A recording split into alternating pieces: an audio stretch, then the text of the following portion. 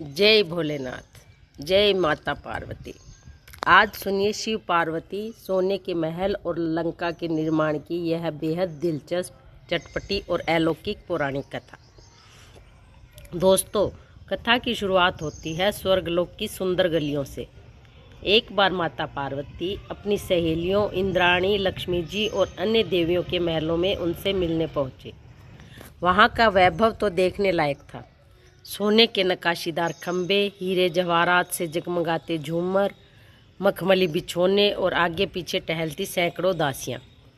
बातचीत के दौरान देवियों ने थोड़ा मुस्कुराते हुए और चुटकी लेते हुए माता पार्वती से कहा कि हे पार्वती, तुम तो तीनों लोकों की स्वामी हो, जगत जननी हो, पर यह बताओ कि तुम उस बर्फीले कैलाश पर्वत पर कैसे रह लेती हो।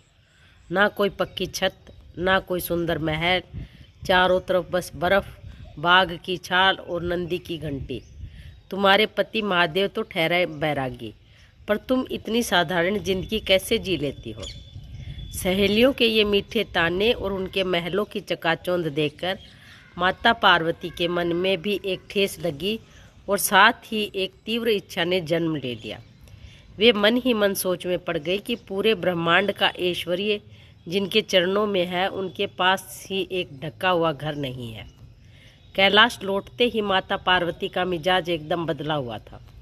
उन्होंने बाल हट और स्त्रियों के सहज अधिकार के साथ भोलेनाथ को घेर लिया। वे रूठकर बैठ गई और बोली, प्रभु, अब तो पानी सिर से ऊपर जा चुका है। आपकी सीधी सादी जिंदगी मुझे स्वीकार थी, पर अब मुझे भी एक विशाल, सुंदर और दिव्य महल चाहिए। आखिर मेरी सहेलियां भी तो महलों में रहती हैं। मैं कब तक इस बर्फीली गुफा और खुले आसमान के नीचे रहूंगी। भोलेनाथ ने जब पार्वती जी का यह रूप देखा तो वे मुस्कुरा दिए। उन्होंने बहुत प्यार से उन्हें पास बिठाया और समझाने लगे कि हे उमा, जरा सोचो, हम बैरागी हैं, हमें दीवारों की कैद कहाँ भाएगी। यह बहती हवा, यह नीला आसमान और ये कैलाश पर्वत ही तो हमारा असली घर है। महलों में मोह और अहंकार बढ़ता है, शांति तो प्रकृति की गोद में ही मिलती है। लेकिन माता पार्वती कहाँ मानने वाली थी। उन्होंने साफ कह दिया कि मुझे ज्ञान मत दीजिए प्रभु, मुझे तो बस एक ऐसा महल चाहिए जैसा आज तक किसी ने देखा ना हो। अगर महल नहीं बना तो समझ लीजिए मैं भी रूठकर यहीं बैठी रहूँगी। भगवान शिव समझ गए कि आज देवी पार्वती अपनी जिद पर अड़ी हैं और पति धर्म निभाते हुए वे मुस्कुराकर हार मान गए। महादेव की स्वीकृति मिलते ही देवताओं के परम शिल्पी भगवान विश्वकर्मा को कैलाश बुलाया गया। महादेव ने उनसे कहा कि विश्वकर्मा, देवी पार्वती की इच्छा पूरी करो। एक ऐसा महल बनाओ जिसकी सुंदरता की मिसाल पूरे ब्रह्मांड में न हो। भगवान विश्वकर्मा ने अपनी संपूर्ण कला और दिव्य शक्तियों को एकत्र किया। उन्होंने विशाल समुद्र के बीचों बीच एक अद्भुत स्थान चुना और विशुद्ध सोने, माणिक्य और नीलमणि का प्रयोग करते हुए एक अलौकिक नगरी और महल का निर्माण कर डाला। वह महल इतना चमकीला और भव्य था कि उसकी जगमगाहट से तीनों लोक रोशन हो उठे। जब माता पार्वती ने दूर से ही उस सोने के महल को देखा तो उनका चेहरा खुशी से खिल उठा। महल बनते ही भव्य गृह प्रवेश की तैयारियां शुरू हुई। माता पार्वती ने तुरंत अपनी सहेलियों इंद्राणी, लक्ष्मी जी और अन्य देवियों को विशेष निमंत्रण भेजा, जिन्होंने उन्हें ताना मारा था। साथ ही ब्रह्मा जी, विष्णु जी और सभी देवगणों को सादर बुलाया गया। जब सभी देवियां और सहेलियां उस महल में पहुंची तो उनकी आंखें फटी की फटी रह गई। माता पार्वती बड़े गर्व और उत्साह के साथ अपनी सहेलियों का हाथ पकड़कर उन्हें महल का कोना कोना घुमाने लगी। वे मुस्कुराते हुए बोली, देखो सहेलियों, बताओ कैसा है मेरा महल। सोने की दीवारें, मणियों के फर्श और अद्भुत नक्काशी देखकर वही सहेलियां जो कभी ताने देती थी अब माता पार्वती के सामने नतमस्तक थी और महल की तारीफ करते नहीं थक रही थी। माता पार्वती का मन खुशी से झूम उठा था। अब आया पूजा का शुभ मुहूर्त।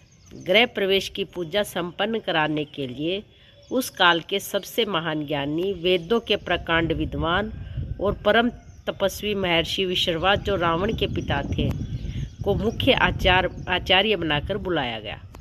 महर्षि विश्रवा ने पूरे विधि विधान, अलौकिक मंत्रोच्चार और भव्य अनुष्ठान के साथ सोने के महल की पूजा संपन्न कराई। पूजा पूर्ण होने पर परंपरा के अनुसार भगवान शिव ने महर्षि विश्रवा से कहा, हे ऋषिवर, आपने अत्यंत निष्ठा से यह पूजन कराया है। दक्षिणा में आप जो भी मांगोगे मैं आपको वही प्रदान करूंगा। लेकिन यहाँ कहानी में एक बड़ा मोड़ आया। महर्षि विश्रवा भले ही महान ज्ञानी थे, पर उस सोने के महल की अलौकिक सुंदरता और वैभव को देखकर उनका मन डोल गया था।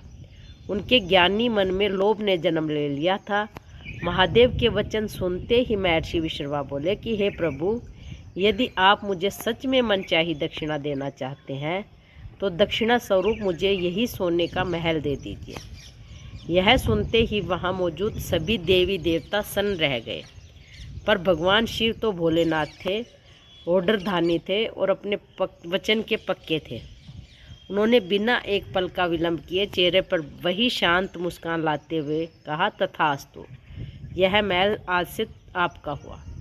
जब माता पार्वती ने यह देखा तो वे भौचक्की रह गई। जिस महल के लिए उन्होंने इतनी जिद की, सहेलियों को दिखाया, उसे महादेव ने एक क्षण में दान कर दिया।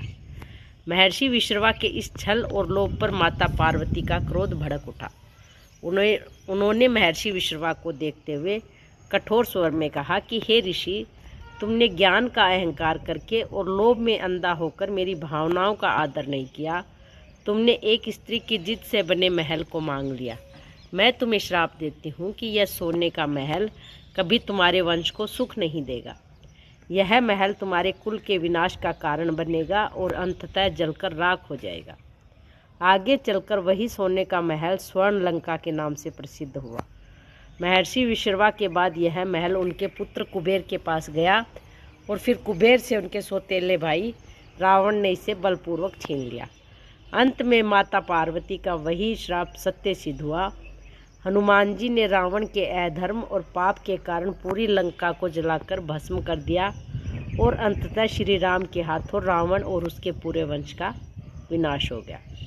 आशा है आपको शिव पार्वती की यह चटपटी और अद्भुत पौराणिक कथा बहुत पसंद आई होगी।